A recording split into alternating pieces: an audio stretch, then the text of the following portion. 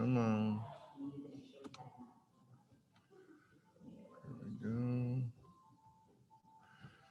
There we go. Let's go. Share the screen.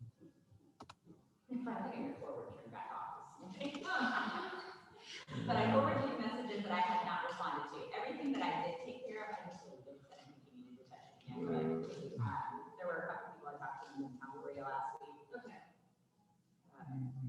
They had to do set up something, so. Yeah, don't want that one necessarily. Come Well, I on. need some more information and stuff for you, but anyway.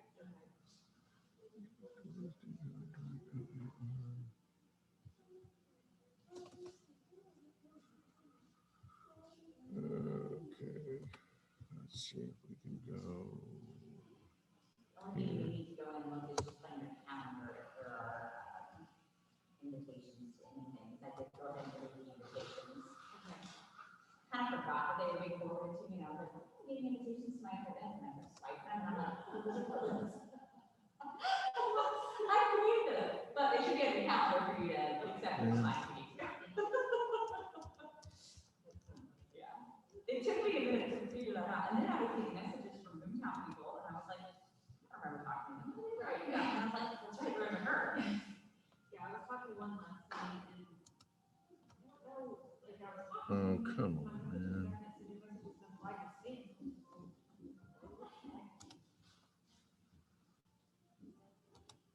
Is that yummy? We didn't used to be able to do this.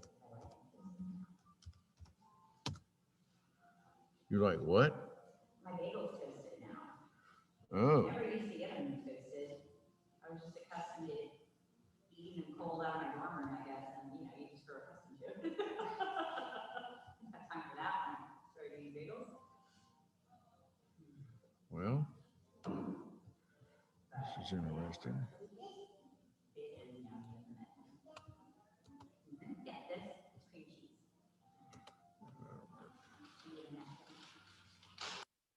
Okay.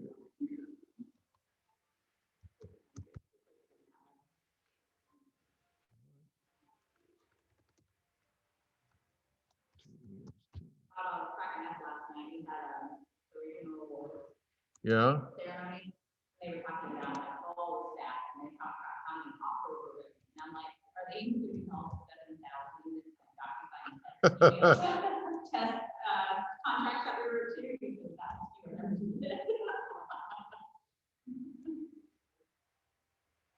So were there a bunch of people here last night? I was just last night, they're around here. So for Shelby, she's studying. And then wasn't that done via Zoom? Were there a lot of people on Zoom? Couldn't see everybody. They Oh, had it up for the host, but this time yeah. when they were announcing people, they would like raise your hand so they could add you to the screen and stuff. Was Dana the one doing it all? And press. Oh, cool. Yep. And the statistics were on there.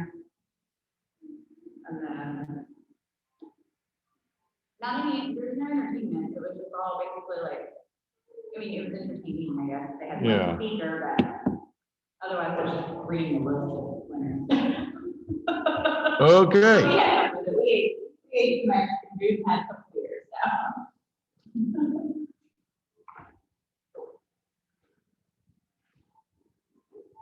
So are there any particular forms you want to go over? No, I just have some general questions. Okay, well, we can handle general questions. So what you got? I got for you. I got nothing pulled up yet. I don't know if we're gonna have any on here. So while you're doing that, I'm gonna grab a cup of coffee real quick. Till the real coffee gets it. Mary's going to Starbucks for me. There you go. Mary's got Holy with her today. Oh, yeah? For break? Yeah. Yeah, so that's always interesting. How old? Shoot. She's either 8 or 9. I have too many grandkids. I can't keep, I think she's 8 or 9. She might be 7, I don't know. I don't even know, I think she's in the 1st grade, maybe the 2nd. 7 or 8. Yeah, 1st or 2nd grade, whatever that is. Oh, well, then, yeah. They go to, She back to normal yet, or still like? you know what, she's pretty close. She gets, she got out of the shower yesterday, she goes, man, I'm worn out. I said, well, you know, you must have been really dirty, I don't know what to tell you. She's like, no, I just, she goes, I really am. And she, it's not all the time. She's up to walking a mile. Okay, yeah, you said Which she was walking the neighborhood a lot. Yeah. So she can make a mile, but I mean, it's really hard on her. And we used to hike all the time. So it's been a real rude awakening for her. I haven't been able to do a lot of walking for the last couple of years because of my back. Which, you know, I will fix that someday. I did, so I had a tinge machine, a really good one. Oh, yeah. Yeah, so all my kids and grandkids always have a reason to borrow it. So somebody borrowed it, nobody remembers who, and it, you know, it's gone. So I bought a new one just the other day, and I can't remember where we went, but I walked quite a bit, and the tinge machine allowed me to do it. So, so now, like when I go and show property, I'll use the tinge machine, and then I'll be able to do the steps and all that a little bit better. But yeah, tinge machines are really cool if you use them right. Yeah. So do you have a particular form you're interested in learning more about today? No. Okay. No. So All of them. all of them, okay. Well, Morgan, you got a couple questions? Okay. We had them. I'll leave the name on, so we had a seller who signed in our listing agreement. They wanted to include a appliance repair. They didn't necessarily want to do the appliance repair, they were talking into it, but he did not have a stove in this particular one, unless you're gonna offer this as an educator fee, you're gonna have to put stove in. Yeah. You probably need to let them know that you're aware of that. So it was in the listing contract, their $500 appliance would be there. Yeah. It was advertised in the MLS. But then when we got the offer, he wanted to counter, and when there was a buyer came, they asked for that appliance repair. Yeah. But then he decided he wanted to counter it out. So our question was, if that buyer agrees to letting him counter that out, Yeah. would that override what was in the listing agreement? Secondly, would that come back to bite him to say, you advertised it, blah, blah, blah, unless it was the broker or that buyer who were fighting for it, but I'm assuming because the buyer and seller would be agreeing to it. Yeah. That it's okay. As long as they agree to it in writing. Okay, right, in the contract. Yeah. The listing contract, or Yeah. the purchase agreement. Right. So in the purchase contract, they, you know, he says, you know what, I need a range or whatever. Mhm. And then they decide later on, well, you know, maybe I don't really need that. Maybe I traded it for something else. As long as all that's in writing and signed by both parties, it's fine. Right, It's very that was cool. kind of and that's what I said, like, typically, I think the purchase agreement would override within the listing agreement, unless they wanted to use the listing agreement as a way of saying, we swindled him. I said, but if he is in writing, they asked for it because we were giving it, but Yeah. he said, I'm not gonna do that based on your offer. I see where, like, so, anyway, our Yeah. agent was like, how strong arm should I be with him about that? Because, Right. you know, it is in the listing agreement, but you know, and I said, well, I said, just be really honest with the other agent and have that conversation. Hey, based on this offer, he's not comfortable with that anymore. Right. So even though I know it's advertising, I know you were saying they're just gonna counter back it out. But I mean, everybody agreed. As long as everybody agrees, you got no problem. She's like, are there any repercussions there? And I was like, no, in my opinion, the purchase agreement kind of override the listing wordage at that point. I thought there was a bird in it. I'm sorry. We have heard it here before, haven't we? It flew up, and I guess it was actually outside, but it looked like it went into the ceiling. It's like, well, wait a minute, can't do that. So then I realized, okay, sorry. Oh, no, you're good. You can do just about anything as long as everybody agrees in writing to do it. Okay. Then you're okay. I'll share with you guys something that I did that I'm probably going to get in trouble for. So I had a house listed. This, I got both sides of it, which I'm beginning to think is never a good idea anymore. So these guys in Florida bought a $325,000 house up here. Everything was fine. We got the offer accepted. My seller says to me, I forgot to tell you that in 2014, we had water in the attic because we had this ice storm and the ice started melting and it wasn't flowing out like it should. And there was actually a flaw in the roof in the way it was constructed, which was what caused the problem. But it hasn't ever happened again. And we had it looked at. So do I need to disclose it? I said, well, it doesn't sound to me like you need to. Well, that was stupid. Oh, no. So the day of the closing, first of all, we had all that snow and that's ice. So the seller couldn't be out the day of the closing. So we had to move the closing one day, 12 hours later. So the buyer comes to do the walkthrough, and this lady's carrying a backpack and stuff. And I've told them, she's not out. She's not going to be out until tomorrow. They did the walkthrough the day of closing.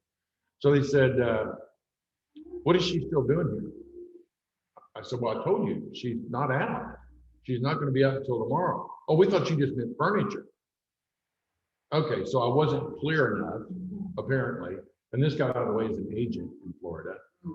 So I said, no. They said, well, yeah, she should have been out 2 weeks ago. It's like, nobody moves out to the day of closing.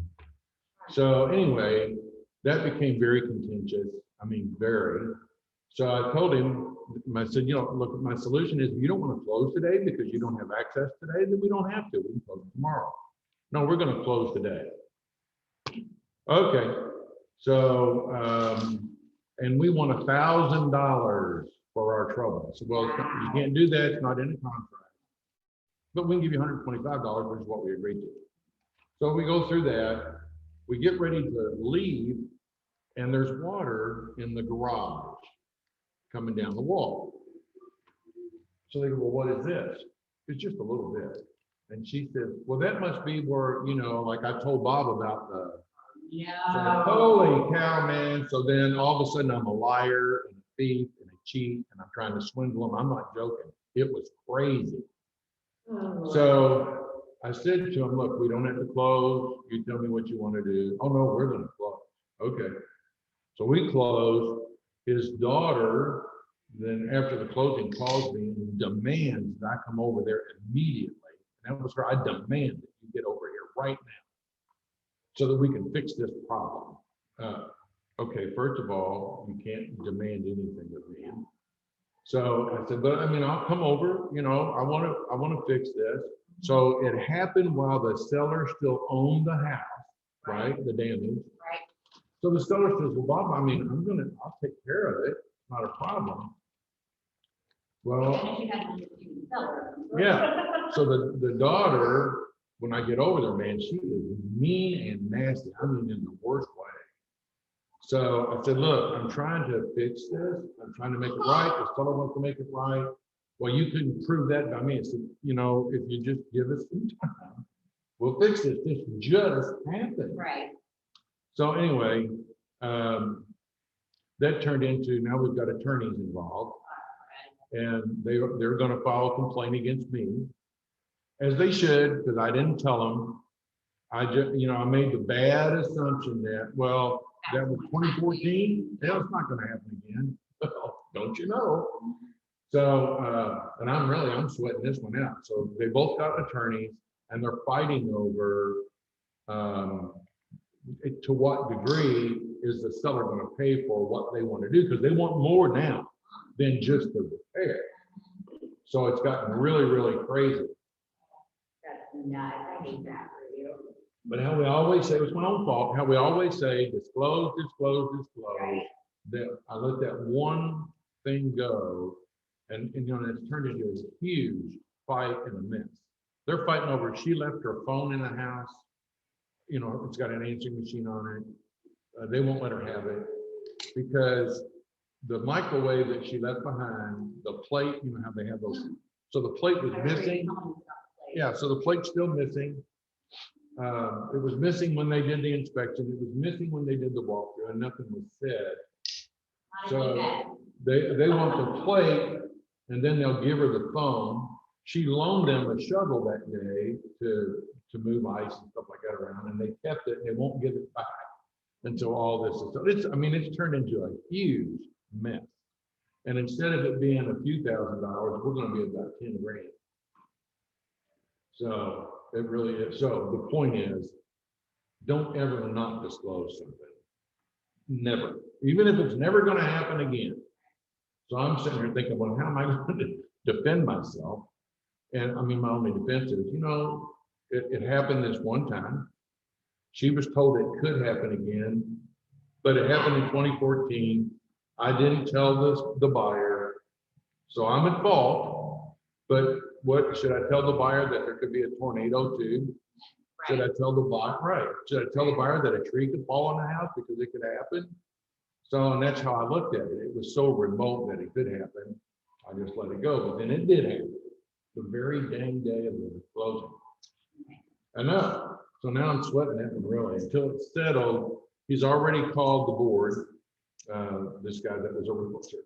He's already called the board and told them he's going to file a complaint. He's already got all his paperwork to do it. But so far he hasn't filed it. They only have a year. So I'll have to sweat it out for a year. So just please disclose everything. I learned. We had the same thing kind of happen. That was the main wood deal. Oh, You and I had talked about. yeah. It happens to all of us. It happened, they fixed it. Yeah. No longer defective. Yeah. But. So anyways. It's the worst. It's the worst. That's crazy. Love it. I was taken before the board once before. So I listed a house for a friend of the family. I mean, a really good friend of the family. So they're getting a divorce, but they want me to list it because they both trust me, which is, that's all good.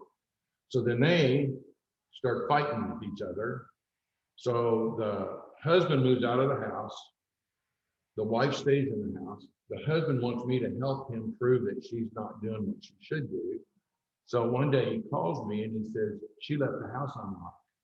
And I need for you to verify that. I need for you to tell my attorney so that we can have her thrown out of the house. And I said, she had a restraining order against him. I said, how do you know that she left the doors open? Well, a neighbor told me. A neighbor told you? So the door that she left was on one door. She left the patio door in the back of the house unlocked, is what he said. So I go over there and the door was unlocked, but I locked it because I knew exactly what happened. He was there when he knew she wasn't, and he left it unlocked. Right. So I told him, I said, well, I'm here, man. It's locked. Everything's fine. Oh, no, it can't be locked. Well, it was when I got here. So I don't know what to tell you. So you're not going to back me up on this? There's nothing to back up. I mean, it was locked. I guess your neighbor was wrong. So I was at Remax when I listed it. I was transferring to Keller all at the same time. So they signed the contract under Remax. So they allowed me to transfer it. Oh, they did. Okay. Let's see. Oh, no, I didn't turn it in. So I just put it in Keller Williams then.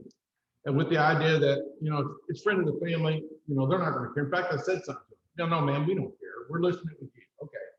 I'll get the papers signed later. Well, I didn't. I forgot.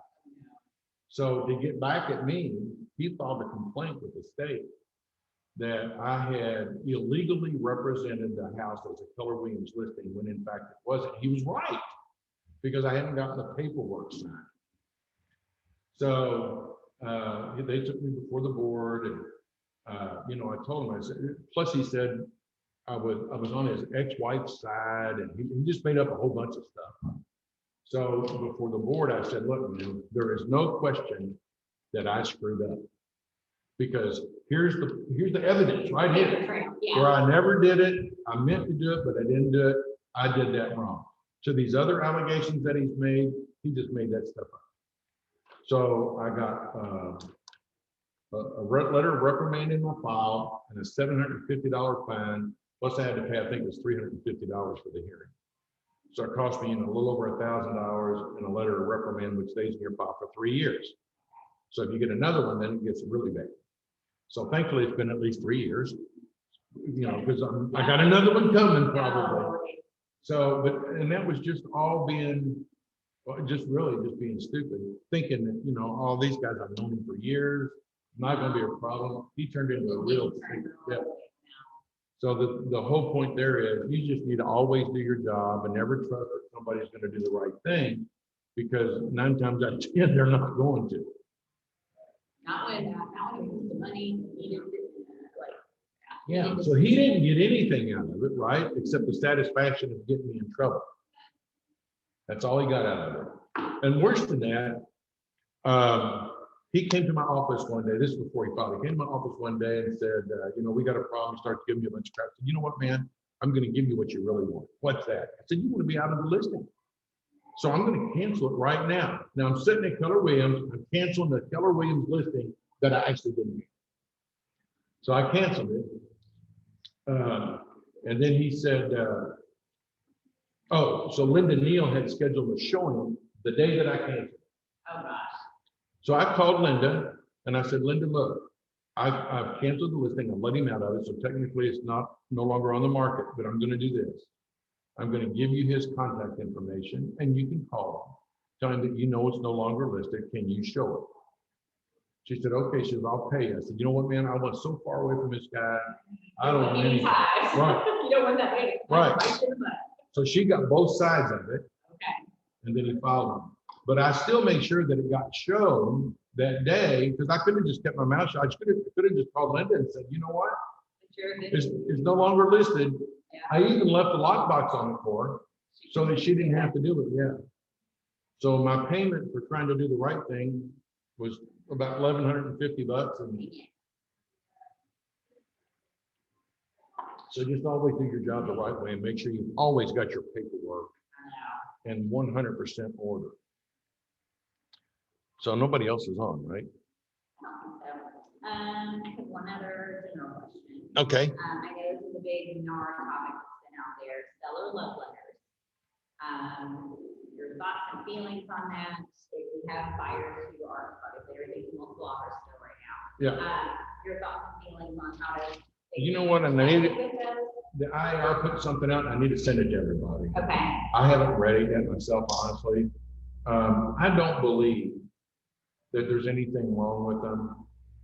If it's, if it's directly from the buyer to the seller and you had nothing to do with it, except that the buyer said, would you please make sure they see this?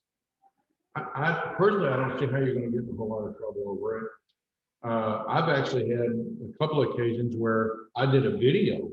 So the one that worked out the very best was I had a client that really loved this condo, again, a competitive market. So I said, I want you to sit down. What are you doing in here? Good morning. Oh, sure, whatever. That's Chloe. Hi. Hey, Chloe, how old are you? I told you you were 12, right? No. Oh.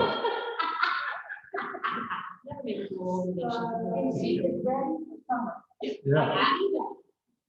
I'll be on the beach tomorrow, sister. I'll pick up your vibes. Sorry to bother you. No, you're fine. So I had my client sit on the couch in the condo, and I said, I just want you to tell them why you would love to have this place. So she says, it's going to be me and my daughter. My daughter's a nurse. It's going to be close to work for her. I really love the place. And it was very short. As it turned out, the lady was a nurse. So because her and her daughter was going to live there, it was going to be close to work for her, we got it. So I don't see anything wrong with that. You're just doing what you can to help your client as much as possible. And all I said to her was, I'm just going to record you and you just tell her why you want to be here. So I didn't coach her into saying anything. Right. In fact, when she said, well, it's me and my daughter who's a nurse, I thought, well, who cares if she's a nurse? As it turned out, the seller did. Yeah. Anyway, I don't see how they're gonna get you in trouble. But I do need to send out the notice that IAR put out, because they're saying it's not a good idea. They are, and that's kind of the general stance, and I understand where some of it, you know, it's obviously all gray, very gray area, right? But they're saying, you know, it's fair housing violation, because if you basically go in and say, oh, it's me and my 4 kids, and, you know, we need all these bedrooms, like, well, that's just why they need the space, like, but they're saying that when you say things like that, it's putting like the familial thing and like that's fair housing. But that's not discriminating. I know, but I think that's where they're going with it, and I'm like, that's so gray that it feels like, I don't know, I don't love, and then we also have, I've seen plenty of Facebook threads where there are listing agents who are like, I just don't even give them my clients because I don't want to have any implication. And so even if I get one, I will deliver it. Because it's not part of the purchase agreement. I'm only required to deliver the purchase agreement, not any whatever else, because if it has anything in there that could get fair housing, whatever, somebody finds out, and I'm like, so what if your seller says to you, okay, I agree, we're not going to respond to offers until Wednesday. This is Sunday before that Wednesday. Then they get an offer Sunday night for way more. And they say, you know what, I'm going to accept this. What kind of violation is that? So I think there's so many examples, especially these days, that I just can't see how, you know, they can make a case for, oh no, man, you know, this is a fair housing violation, because I just thought about it. So the lady that did the video, she was a white lady. I guess somebody could have said, oh yeah, well, because she was white and this person doesn't like black people, you had an advantage. Yeah. But that wasn't the intention. Right. No, it never is. And I think that, yeah, they're saying like, I'll deliver letters and I won't take the picture or whatever. Like, well. That's a tough one. And I don't guess it's been tested yet. So. I don't think anybody's filed a lawsuit that said, you know, hey, I didn't get that house because I didn't send a video. I don't know. And I guess kind of along the same things too, how do we know that people aren't really discriminating against offers just based on the loan type? So Yeah. if you don't accept the VA because we know that they're tough on appraisals right now, are you technically discriminating against the veteran? Yeah. Yeah. Like, but you know, that's a good statement there. I mean, so what is that? Because people do it every day. Well, and as listing agents, you're still going to say, which is your best one? And you have to say, well, we've had a hard time with VA appraisals. Like they've come in low or they require repairs. So, I mean, if you're asking my professional opinion, unfortunately, because my mother wants to use this veteran benefits, but I kind of explained to him, like, you're gonna have a lot more cash. So if you have a lot more cash with conventional loan, it's likely going to help you get the house. Right. On the listing side, we would much rather take cash because of the appraisal headache and like, and I hate that because it is deemed to be discriminatory, right? So really bad. What if you got a cash offer for 100,000 and a VA offer for 110, and the guy goes, well, I'm going to take the cash offer. Right. Have you really discriminated against that vet? Because he had the better offer. Well, here's what we're also finding out. We're not going to be afraid of that VA loan, so we'd rather take the cash and take that risk. See, that's where we're struggling. We're really struggling with this. Yeah. Because we've got some buyers who say that they got to use those benefits, and they shouldn't be able to use those benefits. They can't get them in the market. So it's kind of like, how can you level it out? And you can only do that if you have cash. Yeah. Like, hey, they won't ask you to make the VA. They will ask you to make, you know, they'll pay for whatever here to kind of level that playing field. Yeah. I don't know. It's tough. I find it really tough. I mean, it is tough. Everything that we're doing these days is tough.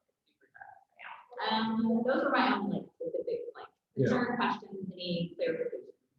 I was talking to a friend last night, and he was asking about the market. He said, you know, how are things going? I said, you know, the inventory's low.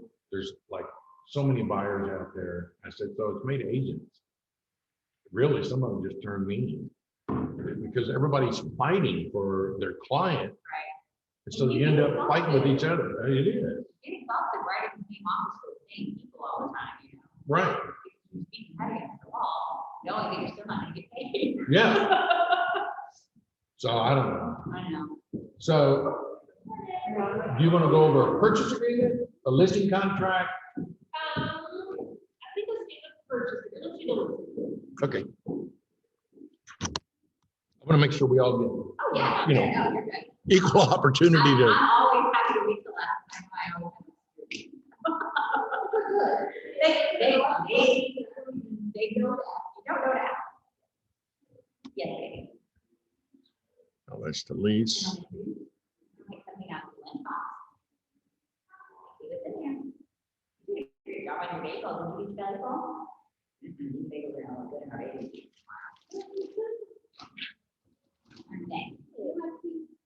Good morning. Wow. Say hi. Are you drinking lemonade? You know what? Amanda knows her. Wow. She's like, oh, you want to go with her? Yeah. She knows what she's talking about. Okay. Oops. Let me get my cup off the corner and then we'll find it, okay? You're good. All right. So I'm going to have to, Oh, yeah. I don't know how this is logged in as me. I don't know how. this is logged in as you? It always has been. Yep. Are you kidding me? No, it's always is like, probably because I'm always here, but we're contracted more on the computer. But yeah, it got logged in with me a long time ago. I noticed that I had uploaded from our ELF, the ELF on the show. Come on. I had uploaded a letter in here so that I could type it out on a PDF. Yeah. And it's in there. It's in my letter, the Christmas letter. Yeah, that's fine. That's why I'm doing mine.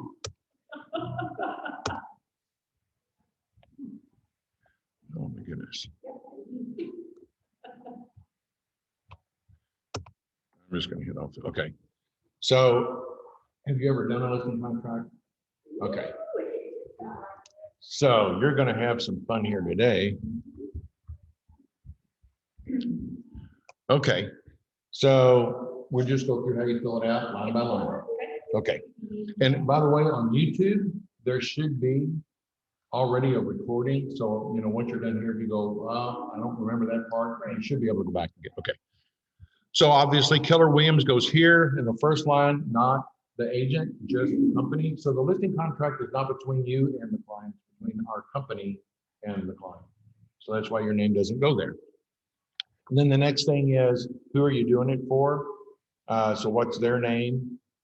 Or names, you want to make sure that they're the owner. So before I list something, I go pull the tax records to make sure the tax records match with what they're telling me. We've actually had somebody that listed a house once before. They thought it was Morgan owned it, because that's what Morgan said. And then they find out later on, no, Morgan's not even on anywhere. So, but they thought they could sell it. They couldn't. Okay, so that's who it belongs to. This is the property address right here. This is the township. Now, if you go pull the tax records, you're going to know the township. But one of the things that I see that lots of agents are just leaving it alone. But when you put it in the MLS, you got to have it anyway. So this is a pet peeve of mine. I like to see everybody fill out all the forms. Will that not having the township kill us? No. But I would appreciate it if everybody would go on and put it in there. Sometimes the township matters, like, I know if they're in Charlestown with the water company. Yeah. Township matters to people, so. Right. If you aren't checking here. Right. You're gonna ask, and you have to put in the MLS anyway, you need to make sure it's the right one, you're not guessing the MLS too. Right. Because that's the seller verifying. When they Yeah. find that's the township. So then the next block, hey, I can do this, right? No, okay. So the next block is the city, even though it doesn't say that, that's what goes in the middle. And then the zip code, zip code goes there. And then the one thing that you absolutely have to have is the legal description. So when you click on this, so now you can insert the legal description. You have to have that. That's what everything is based off of. So when you send the title work to the title company, they're basing it off all this that you provided through the listing. So if I'm making an offer, I'm just gonna use the legal description that you put out there. So you gotta make sure that it is correct and that it's in there. And then, I don't trust anybody, I go there for the elevation. I don't trust anybody. yeah, and you know, that's a smart thing to do.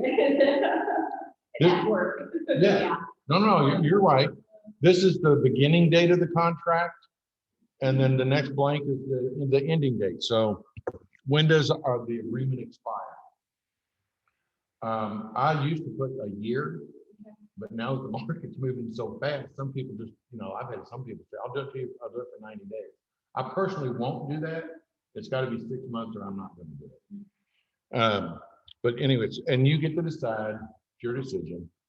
But why would you put in all this work and say, you're only going to give me 90 days to sell it? Because usually what happens, even with 6 months, which is why I went to a year, in a normal market, it might sit on the market for 6 months. And then all of a sudden it's your fault that it didn't sell and they list with somebody else. And the truth of the matter is that buyer bought it because of what you did, not what the next agent did. So that's why I always put a year, or did. Okay, so then this is the list price. Numerically, the system will go ahead and fill it in longhand for you. But whatever it is that you're going to list it for, the possession, I always put to be determined because we don't really know about possession. What if somebody's going to give us time to leave? What if they want it, you know, the day of closing? So I always just put to be determined, but I do put something in there. Do you write that out or do you put TBD. I just put TBD. We'll also do TBA, which is to be agreed upon, basically. Yeah. TBO.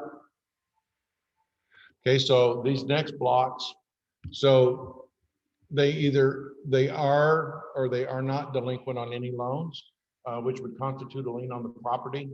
And the seller represents that the total loans affecting the property do or do not exceed the list price. So this is really, it's going to get really important, I think, when the market shifts and all these people that are paying, you know, $30,000 over what it's really worth, they want to sell, they're going to be underwater. So no matter what you listed for, if you listed at the market value at that time, they might be underwater. So you need to know if they sell it at this price, are they going to be able to pay off the mortgage and your commission, those things. So you definitely want that filled out. Here, I always put general warranty deed. I just leave this blank, to be honest with you. I put dashes to it so you know I address it. Because it's always going to be a general warranty deed unless you're doing something that's just weird. Even an estate's going to be a general warranty deed. So it'd be very unusual for it to be anything other than a general warranty deed. Can you think of one that it might not be? Sheriff's sale. Okay. Right? Yeah, okay. Or like a HUD property maybe, Okay. Fannie Mae, Freddie Mac, So, but we're not listing those generally. my question is, if you know they got it from a sheriff sale, they had an Then there, investor. yes, then that could be. Okay. I had an investor who purchased a bunch of like online Yeah. auctions, whatever. And then, but when we listed it, I don't know what type of deed he had, but I'm going to assume general warranty deed. But Yeah. if it's not, we catch that in our title search, I would assume. Yeah, they'll catch it. Okay. Yeah, I so guess if I'm even saying if check you that, leave not it, being sure that right, the next person will convey that. even if you leave it blank, it's going to get caught in the title search. Right. But if you know it's going to be like what's called a special warranty deed, you can put it in there. But again, I always just put dashes so that somebody knows I looked at it. And then did the seller acquire ownership of the property through a tax sale, a sheriff's sale, any judicial sale, or mortgage foreclosure proceeding, yes or no? That's really important because it'll affect the title search. It'll help the people that are doing the title search know what to look for. So when they're doing that title search, it comes back into this meeting, they didn't have general, what? The title company at that point would probably let us know what needs to be done to get that general warranty. Yeah. Because they cost the seller some additional money because we were telling them that we could pay that. So that's why we're asking, the good news is they're signing this. Yeah. If they don't read it, that's their fault. Yeah, that's right, that's exactly So right. if they're saying they can't do it, and if they do check that box, if they did not get it at a sheriff's sale, and then it comes down to it, that would fall on them to make sure that they can make it right, or that buyer can get out, if that seller's not gonna do it right. Right. Some of those can take a while. Yeah, it They can gotta take a have while, a bunch of people off the deed, or there's a bunch of liens on there they didn't know about. right. But, yeah. Next, you're gonna check what forms of loans your seller would entertain. This can get tough because, you know, I've been in business long enough, I can just about tell if a property's gonna go FHA or not. So if you check FHA, and you just know darn good and well, it's not gonna happen. It's just never gonna go FHA. So then you put it out there that it'll go FHA, and then you get an offer for FHA and it doesn't go, you're just gonna make people mad. So you wanna be really careful how you do it. Can I Most, ask you on that? Yeah. This is still fairly new. What are you looking for when you are trying to determine something will go FHA? What are your criteria? So I feel the like things- we kind of agree with you. Yeah. People are like, oh, it might. So an FHA appraiser is looking for safety or structural issues. So if you've got a cracked window, that's a safety issue. If you look at the foundation and it looks a little wonky, that could be a structural issue. If it's missing some of the beams in the attic, you know, that's a structural issue. So I look for that, and I can't remember the number, I think it's 28 inches. So if there's 3 steps or more, and they're more than 28 inches, you know, high, they have to have a handrail. So if there's not a handrail there, I generally, if there's not a handrail and there's more than 2 steps, I say to my seller, I'm probably gonna put a handrail up here. Now, the handrail could be a couple pieces of 2x4, they don't care. As long as it doesn't wiggle, yeah. Yeah, as long as it doesn't wiggle and you can get your hand around it.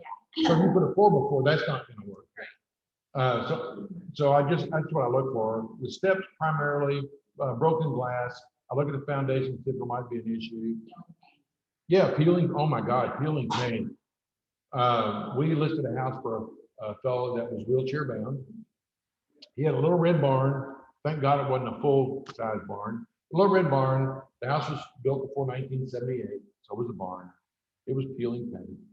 The house is brick, nothing wrong with it. And the appraiser would not allow it to close until the barn was scraped and painted. So this fellow had no money and he's in a wheelchair. He can't do it anyway. So Mary and myself and my oldest son went down and scraped and painted that thing so that he could sell his house. Now the buyers, they were going to tear it down. They told us that. So I went to the appraiser. I said, man, they're tearing it down. He said, well, then tear it down today.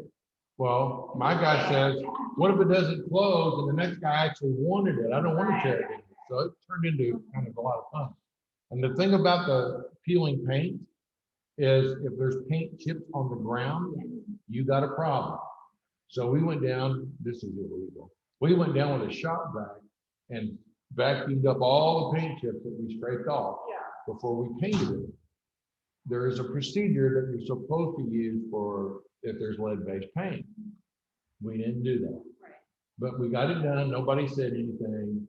But also, we don't know what it is. Right, that's the thing. Yeah, I know. Well, if it was built before 78, there's probably Right. lead-based We don't paint. know the layers that's coming off of it. Lead-based, it could be 20 layers, and somebody else already doing it. Yeah, I know. That's what I crack. I know. Well, and the thing about it is, I tell my guys, if they're buying a house that was built before 1978, it's probably lead-based paint. So listen, don't eat the paint. Right. Don't let the kids eat the paint. Don't let the pets eat the paint. And if you see it peeling, scrape it and paint over it, you're okay. Yeah. So that I know of a time that somebody bought a house on Vincent Street in New Albany. They insisted on a lead-based paint inspection. They found lead-based paint. $25,000 to remediate the lead-based paint in the house. Wow. So, and once that was discovered, nobody was going to loan them money on it until that was done. So, so they had to use the proper process. So it's ridiculous. So I just tell people, man, if it's before 78, you know there's lead-based paint. So just accept it or don't buy it. I find the same things that were for FHA apply. Yes. Yes. So you want to check what it is that you think is going to work or what your seller says. Yeah, I'm pretty dang sure it's going to go FHA. We don't argue with them, just do it. Or other, so if it'll go rural housing, which is really important. If you know that this property falls within their geographic area and it will go rural housing, you should definitely put that out there. How do you find out? There's a- There's a website I'll have to. Yeah, there's a website you can go to, put the address in, and it'll tell you. Okay, and then the seller agrees to pay costs associated with financing not to exceed. So this is my opinion. My opinion is I leave it blank. I also put to be determined. And what I say to my seller is, so what they're asking us to do here is say you'll pay prepaid and closing costs and how much money for somebody. So if the seller says, well, I'll pay $2,500, Bob, I think that's reasonable. And then you get an offer for $3,500. The first thing your seller's going to say is, nope, I only agreed to $2,500. It doesn't matter. What matters is their bottom line. So it doesn't, you know, if you pay $10,000, it doesn't matter as long as you get out of it what you want. So I just tell my guys, I just put to be determined. You can do whatever you want. Yeah. But this saves an argument later when you get that offer in for something less. Okay. The above list price includes the property and all improvements and fixtures permanently installed and affixed thereto, except if applicable, any smart home devices should be addressed in this paragraph. So what items are they taking with them that somebody might think, you know, should stay? Usually like kitchen appliances and stuff like that. So if they're going to take them, we need to know about it. And then items of personal property included in the sale. So I always ask, are you going to leave the refrigerator? Yeah. You're going to leave the range? Yeah. You're going to leave, you know, whatever, the microwave? Nope, I'm taking it. I always list the things that, you know, the kitchen appliances, the laundry stuff, you know, the washer and the dryer. If they're going to leave them, I put them in here so that I can remind them later. Nope, now remember, you agreed.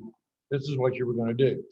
And at the end, if when they get an offer, they can always counter back and say. Yeah, you can negotiate it in or out, right? And then also I think when a buyer's side, you're right, I mean, every appliance and everything that you see in the house that could be removed, it should be remaining. Yeah. Because it was there on showing day and I typically wrote in there, as for MLS number, I do have to sign the MLS data sheet. I write it in further conditions that I want the MLS data sheet part of this transaction. I also will go in and write out all of the appliances, especially like attached microwave, like a lot of people will take those out and you're like, how do you attach? That was just a countertop. Light fixtures, like the chandelier stain, like they got really big decorations, like are those curtains that match the bedding? Are they staying? Or like the curtains can go with the rod that matches the bedding and whole set. Yeah. Technically, there you can put a different one out there. People will get really. Purchase agreement says all that stuff is staying. Yeah. It's in the purchase agreement already. Yeah. So you want to make sure anything they're going to take with them. The best story I got on that is I had somebody take the mantle over the fireplace. So it turned into a little bit of a mess. It worked out. Yeah. My seller said, and I had both sides again. My seller said that she took it because her uncle made it by hand, and she was no way giving it back. So I said, well, we talked about this. You didn't mention it. She bought them a brand new mantle, which they liked even better. So I mean, it worked out. But the chandelier. So I tell people if they're sitting there saying, you know, man, I'm going to take a chandelier, man, it's been in the family for 150 years. So I said, take it down now. Yes. And put something else up in its place now so that it doesn't become an issue. I had a chandelier that became an issue. That's the only thing they like about the house. It's like, come on, man. So encourage people to take that stuff down now, and then it doesn't become an issue later on. Okay. At the time the property is sold, optioned, exchanged, or leased by any person, including the seller, to any person during the term of this contract or any renewal or extension thereof. These are the conditions that makes it an exclusive listing. So exclusive listing is we are the only ones who represent the seller, you know, our company. There's an open listing is we're going to list it, but if you, Mr. Seller, can find the buyer on your own, you don't pay us. So we don't ever want of those. Yeah. We don't ever want them. And then there's an exclusive office listing. So exclusive office listing is the only one who can sell it is a Keller Williams agent with this office. So how some guys have gotten around not putting listings in right away is they'll do an exclusive office listing for a week. And then they can put it out there. But again, we're the only ones who can bring a buyer. And then they'll go to an exclusive right to sell after that. I don't want us to ever do that. It's unfair. So what you do, if you do an exclusive office listing and you put it out there for a week, you get to gather all the buyers. So even if somebody from Remax said, you know what, Bob, I got the buyer on that. Okay, send them over. I'll take care of them because I'm not going to pay you anything. So I don't want any of us to ever do an exclusive office listing. Okay. Okay. We talked about only giving that, we have somebody who doesn't want to be in the left per se, yeah. Yeah. We talked about that at one time. Right. Yeah, the seller was like, I don't want to be in the left, but I do want you to sell it. Right. I'm thinking we need something. Yeah, we have to have a contract. Right. Yeah, the regular one says, we have to put it in. Right. So, yeah. So is there a different form to use if it's an exclusive office? I believe there is an exclusive office listing form. They were kind of laid You out. would have to change this one to say exclusive office listing instead of exclusive right to sell. Then the next thing is any commission required to be paid, they're going to pay at the closing or we're going to charge them an interest rate. And that's what goes in there. So if I listed at 6%, then I just generally put 6% in there. Years ago, I had a guy who put 25%. Well, you can't do that because that's oh, I forget what you call it, but it's abusive basically. You have to be reasonable. So that's what goes in there. All right, you got 10% you can get away with. The truth of the matter is, and when people ask me, well, what is this for? You're going to charge me interest on the commission? Only if you don't pay me the day of closing. And the truth is, once property goes under contract, the commission is really a lien against the property. So they got to pay it the day of closing. So it's just there because the state of Indiana who produced these forms for us had to do something. So, it's just not that important. Okay, then the seller shall pay in cash in US dollars to the broker for services, a total commission of. So the total commission that you're going to charge goes in line 70, item number 1. Now, if you're listing, say you're listing a lot, and you're going to list a lot for $20,000, and 6% commission is just not enough, and you want to have a flat fee, then you would put a 0 there, or you could put C flat fee, and then over on the other side of line 70, you put what the total flat fee is. Because remember, you got to pay co-op something. So if you want to keep 1,000 and give the co-op, 500, then the total would be 1,500. We have agents get this form all the time. Yeah, so it's a total commission on line 70. And then further down here on line 79, this is the co-op that you're going to pay, which, by the way, you're required by law to tell your seller what you're paying in co-op.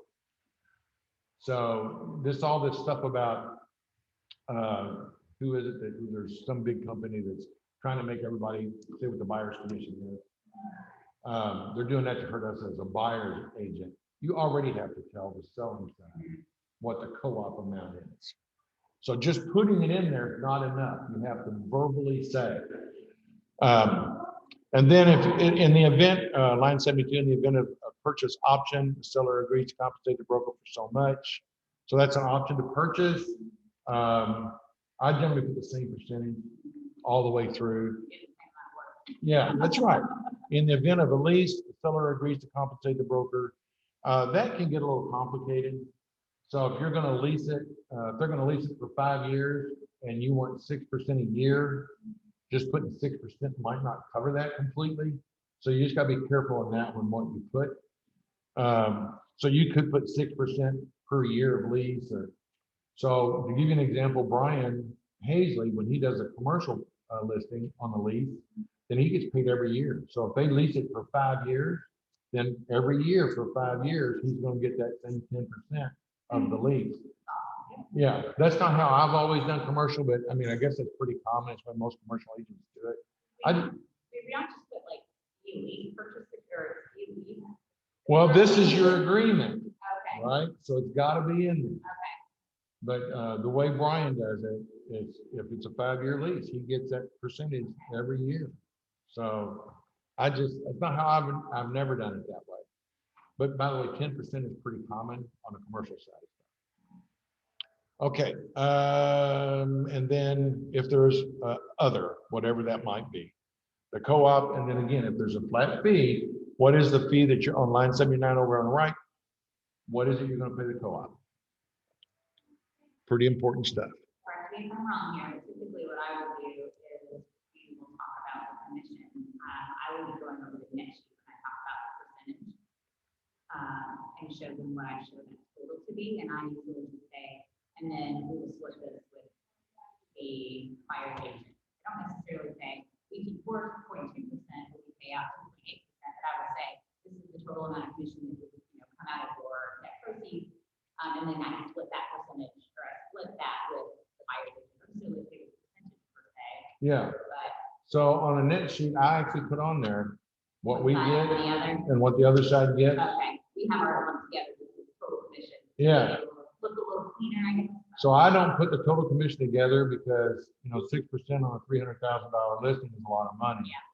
So, but if you split it up, it's a little bit easier, I think, for the seller to accept than say $18,000. And holy crap, what, $18,000?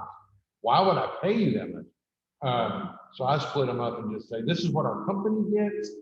This is what the other company gets. And then I'll get a little bit of that money from what the company gets. So I don't get it all. So don't think I'm getting rich here today. I'm not. Because a lot of people, especially on those higher end listings, they just think, whoa, you're making enough money to retire on the sale of my house. Only in California. Yeah, well, yeah, that's right. So I went way on down further to line 174. The seller authorizes its utility companies to divulge all utility information to the broker and provide copies of utility statements. Most utility companies aren't going to provide you the statement, but if you call, and Mary does it a lot, she'll call and say, hey, what is their average bill? And if they question it, she just has to say, well, we've got permission from the seller to do this, but you want to know who those people are. If you get it now, it's easier than 10 days before closing, and the agent on the other side says, hey, what are the utility companies? Because we've got so many of them around here that you have to start scrambling to figure it out. The other thing is when I take a listing, I give them that utility sheet and ask them to fill, don't just check the box, this is who I use, but give us your average monthly bill. Okay, so that's what goes there. And then on line 177, seller authorizes the homeowners association to divulge homeowners information. I make sure I get the management company, if there is one, for the homeowners association, and then the contact information for the HOA, because the lender's going to need it, the title company's going to need it. If you get it now, then it's a whole lot easier than trying to chase your seller down. Once they get the offer accepted, baby, they're done. So they're not in as big a hurry to get you the stuff. So I make sure I get it, or I get a commitment from them. If they say, well, gosh, Bob, I don't know. Well, I've got to know by tomorrow. So can you check that out for me? Okay, so then seller authorizes, or HOA contact information, the amount of money that they pay per year or per month, however it is, and what are they paid up to? The seller's paid through what month? Or at the end of the year, or whatever, to the end of the year. Seller authorizes its lending institution to divulge mortgage information. That's important too. So who's your lender? How can I contact them? And then you're actually asking too for their account number down here on line 185. So sometimes people don't want to give it to you. So, and I used to not get it, but it becomes such an issue once you get them under contract and getting that stuff from them. Nowadays, I just ask for it and say, look, man, the only thing I can do with this is make a payment on your house. And I'm not going to do that. So if you just give me the account number, we'll have it when we need it. But I can't borrow money against your house because I have your account number. Let's see. No, I'll give everybody my account number. Yeah. And then the seller, line 189, the seller does or does not authorize the broker to disclose the existence of written offers.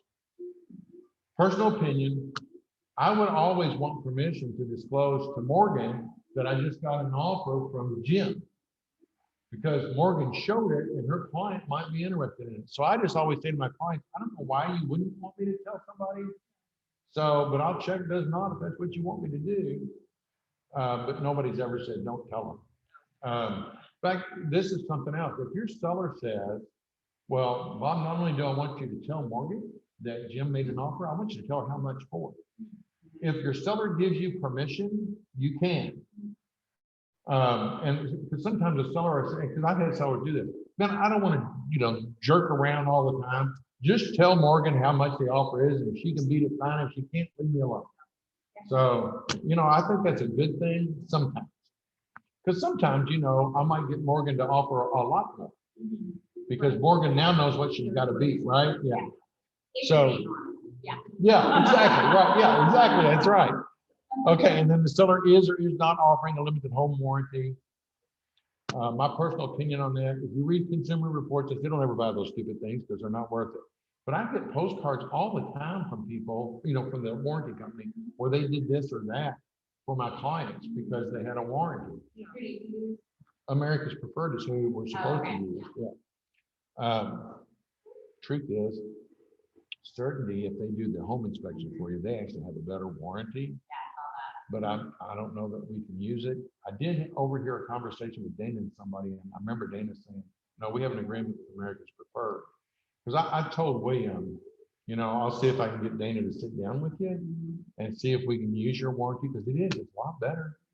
So, and we're supposed to be looking out for our clients, not us. Well, and that one's basically free, because we're gonna do a home inspection anyway. Yeah. Then, Well, so the thing that you struggle with there is, does William do the kind of home inspection that you like? Or does he, is he like some of these other guys that just tick people off, scare people, and don't do a good job? And he and I have been around and around over this. And he says, the last time I talked to him, he said, Bob, you've been right in the past about some of this. So we've made changes and we don't try and scare people. I've had home inspectors that have really messed up deals. One person in particular that I don't think I would ever recommend again is Mary Ann. I heard her say once, well, I've done 3 home inspections for these guys. Isn't that great? No, that's not great. Either they're really stupid in what they're making offers on, which I don't believe, or it kind of sounds like she's just trying to turn it over and over and make more money off of somebody. So, yeah, she takes care of them all right. She's helping to empty their bank account. Okay, a lockbox is or is not authorized, subject to the following conditions. I would encourage everybody to always use a super box. We give them to you for free. You don't have to pay for them.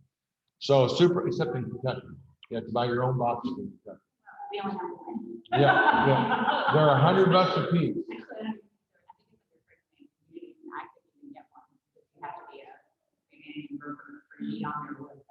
If you're an agent, you can go to the store over there and buy them.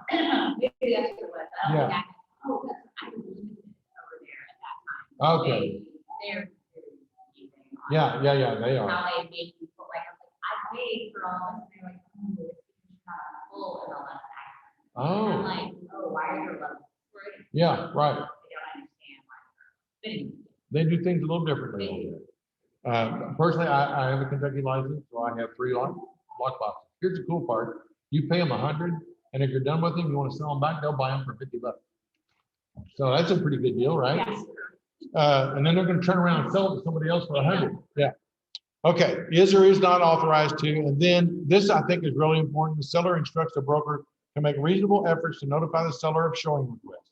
If the seller cannot be contacted to schedule a showing, the seller either does or does not authorize the agent to allow the showing. I always tell my guys, we're never going to show up without your permission. So even if somebody says, well, Bob, man, it's vacant, I don't care, then I set it up in showing time, so it's automatic confirmation, but they're notified.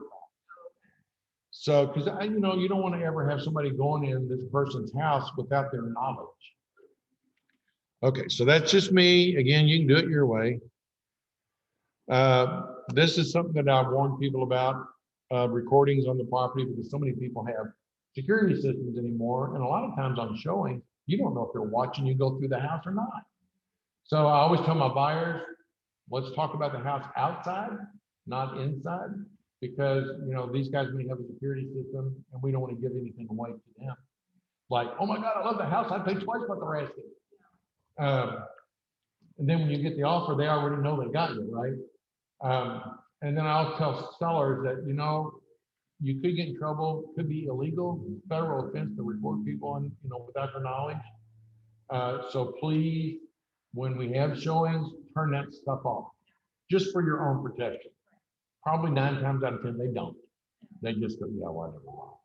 So, but anyway, you need to warn them about that. And then you need to warn them about fair housing. I had a guy once tell me, I don't want to sell my house to a person of a certain color. It's like, yeah, I'm sorry. Yeah. You can't do that. And why do you even care?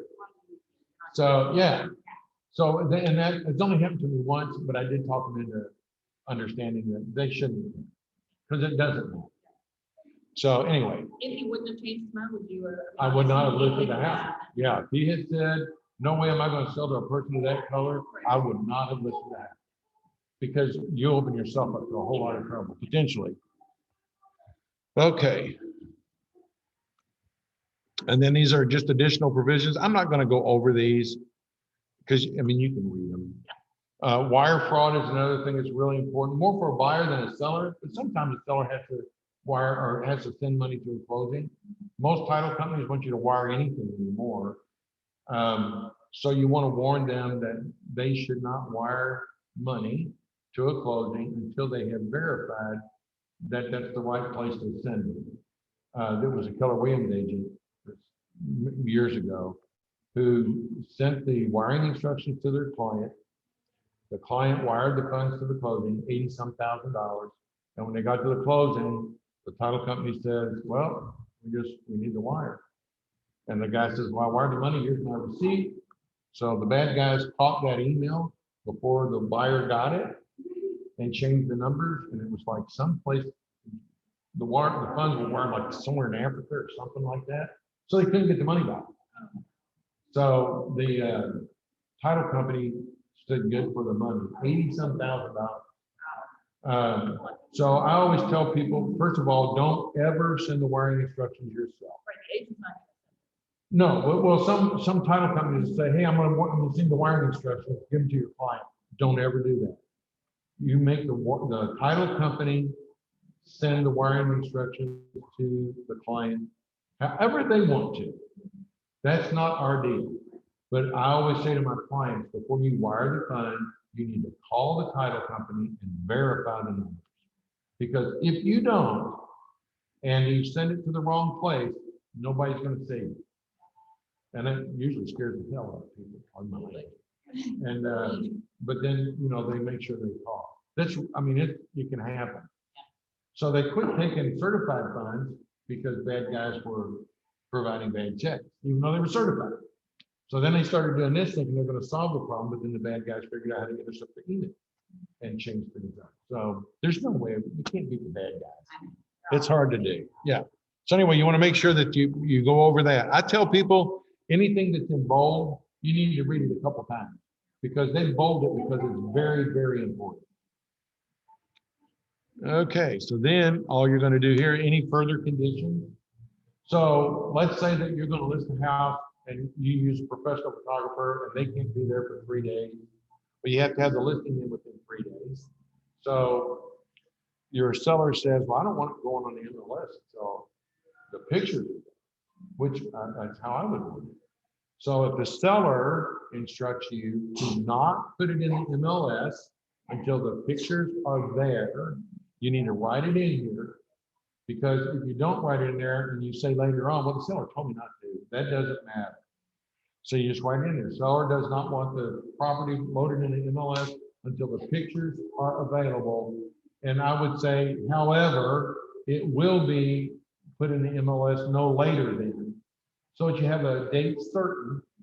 So then if the pictures aren't there, you still got to put it in there. But I mean, give yourself a little bit of time. I think some people will say, well, they don't want it in there until the pictures are taken, and they'll wait 2 weeks because then they're going to sell it themselves before you ever get a chance to introduce it to your client. So just make sure you put an ending date on something like that. Anything like that. The seller doesn't want it put in the MLS, the seller doesn't want to sign in the yard, whatever it is, make sure that you put that in there. And then you're covered. Those are about the only things in further conditions that I ever put. What about you, Morgan? We have the sign, like we go ahead and say, seller instruct us to like sign in the yard and begin marketing immediately. Okay, Um, and that's a good thing to put too, yeah. You just hold yourself to that when you do. Right, yeah, That's all, yeah. yeah, we do. Yeah, so then your name goes in there on line 257, and you really should put your license number, which by the way happens to be my license number. And then Keller Williams, our license number, if you know it, it really ought to go there. It's RC 5100613. And then I'll sign it. And when you take a listing, especially if you send it to them electronically, then if you drop me in there, then I can sign it at the same time they do. The law says we have to give them a fully executed contract within 3 days. So if I sign it at the same time they do, they've got it right away. So the only other thing I would encourage everybody to do is, even though the day that they sign it, they have access to it, but most people don't understand that. So once it's signed, I'll download a copy and I'll send it to them as an attachment in an email. Say, here's your copy of the contract. Because a lot of times people will say, well, you never gave me a copy. Even though when they signed it, they can, yeah, but they just don't realize that at that moment they can download it. And that's pretty much it. Yeah, listing contracts are actually not so hard. Purchase agreements get a little bit hairy sometimes, but listing contracts not so much. So you're gonna be a listing agent as well? Don't know? Yeah, I mean, just whatever comes along, I suppose. Okay, well, that's fine. Yeah, I just like to see all of them, but once it comes to it, I wish everybody wanted to see all of them. Yeah, because we have agents who aren't interested until it's too late. And they register them. Right, And yeah, then they're calling crap. yeah. Well, it's just done, right? Here we Yeah, are, that's figure it right. out. Along with the listing contract, our company requires a net sheet so that you make sure that your seller understands what their net could be. And you guys have one that's really awesome that fills in, Yeah. calculates everything for you. I just use the one that's in the system, but and then I have to do the math. Yeah. But you guys made yours available, didn't You you? can put it on Google Drive. Okay. So I could use it. I Yep. just don't use it. So I need to get my head straight on that. Yeah, I like giving her my presentation as a new thing. I like to, go over our packet with them first, why to hire, and then I go over the next chapter. We talk about now, here's like the case scenario, you said you think 260, well, if the market's telling us we can maybe list it for 280, and this is what it looks like for your net. And Yeah. it's helpful to have that there. Right. So on when I use the net sheet, when we actually get an offer, I take and I list another column that shows here's the offer. This is what our actual net will be with this offer. Yeah. Because I've actually had a couple people where I do the net sheet and then we get to close and they go, that's not what you said. So then I have to dig out, I have to dig out the original net sheet. So now to fix that problem, I said, this was how we did it when we listed it. This is the reality. And I make them sign it again. Yeah. Then when you get to closing, you don't have that embarrassment of they're sitting there and they're saying, I didn't make as much money as you said I would. Yeah. So anyway. I like to throw in other terms too on the side. We'll talk about what kind of financing it was. Yeah. If they ask for stand-up freezer in the basement, I would put that little note on that little thing too. So Yeah. A summary of the offer. Right. And then their initial and also, hopefully, one more step. Yeah. You didn't remember that when we talked about it? You initial said. Right. stand-up freezer is the same, you can bring that back. It's all about setting expectations. Yeah. Then when you get to closing, it's not a bad day, it's a good day. And all their expectations have been met and probably even more. So that's a good thing. Any other forms you want to go over today? I have said that I'll just put out a list and these are the forms we're going to cover next time and I'll do it next time. I like that idea. I think it would be nice. I know that. Well, then, you know- Right, not you. But Yeah. I think that we probably could have used it in certain situations, and maybe didn't realize it was applicable. Right. Because it's hard sometimes to decipher the situation. I think that is a great idea overall. I think, especially lately, a lot of agents have said, well, what do I do if they want to buy it as is? Okay, there is an as is addendum. Right, What? yeah. Yeah, there really is. There's an addendum for pretty much everything. Yeah, in Indiana, Yeah. in Kentucky, It's an act. there's absolutely, there's a blank addendum and you make it up as you go. It doesn't even have. And here's- a spot. And the funny thing about that, if you go to GAR and take a class, Harry Borders, Russell Ford, they'll all say, don't practice law. Mhm. So when you're feeling, when you're saying all this, you're actually practicing law, it's like, what do you want me to do? Right. The addendum is just a blank sheet of paper. You're not the form. Yeah, The form actually keeps you from practicing. yeah, exactly. So Yeah. anyway, by the way, on a purchase agreement, I use one particular sentence every single time, which is contingent upon subjective review and acceptance of the home inspection and pest inspection by the buyer. Because the purchase agreement protects the seller. It does not protect the buyer. So the seller has the right to cure. No matter what you find, no matter how bad it is, they have a right to fix it. And if they fix it to your reasonable satisfaction, which also gets a little weird, then you can't get out of it. So if you put in there contingent upon subjective review and acceptance, they can get out of anything. I used to just put of all inspections, but then the state of Indiana attorney, John Kraft, 3 or 4 other attorneys says, well, they can get out for anything. And, you know, my answer to that was, yeah, I know. I don't tell them that. Yeah, But they said, no, you can't do that, Bob, because you're practicing law. Like, oh, I had no idea. So anyway, it's never been tested by the way. But since I started putting that just on the home inspection and pest inspection, nobody cries anymore. And that's really all you want to do anyhow. Yeah, the other sentence that is all inspections, I find with good agents who pay attention, they can count it out. Oh, yeah, right. And I've had that happen before. Yeah, and I'm like, okay, that's cool. And when I But write, then they look at me, and I'm like, that's what it says. Yeah. And like, "Wait, you need for your reason?" And I'm like, yeah, that's the way you're reading it. yeah, that's right. That's right, yeah. I'm gonna say yes or no. When I do it back then, I would tell my clients, guys, this is just to help protect you. I did have somebody once, when I was using it, that first way, they put a $2,000 earnest money deposit down, and 2 days after the earnest money was delivered, they called and said, I can't buy the house. Why not? Well, I had it on. Yeah, I don't think it's covered in the contract. Yeah. So I got them their money back though, Because you had that line. because that line was in there, yeah. So it was a eminent agent.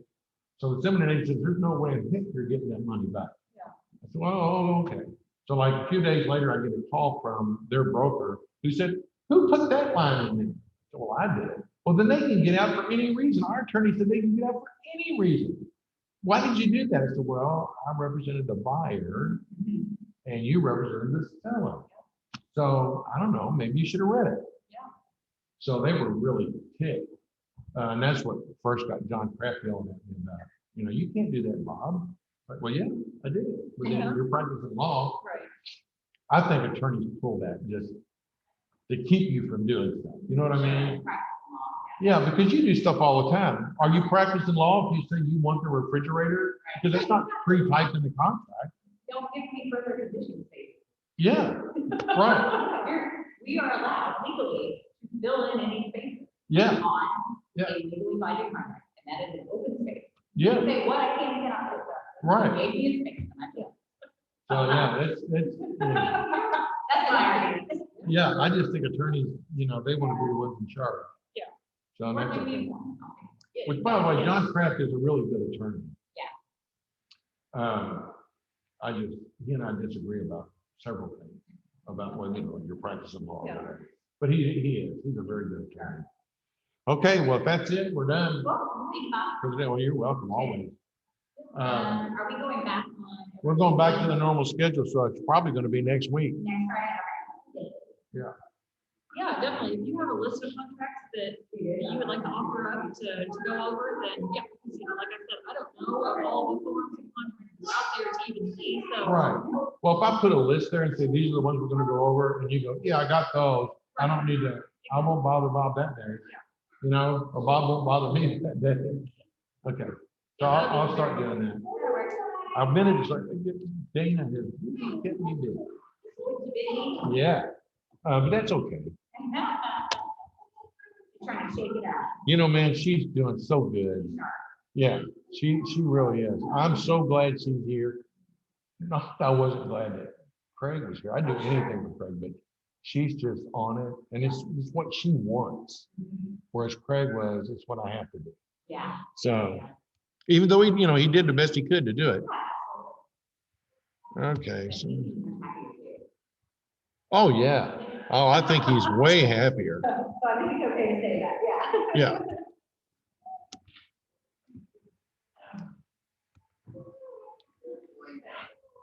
Okay, there we go.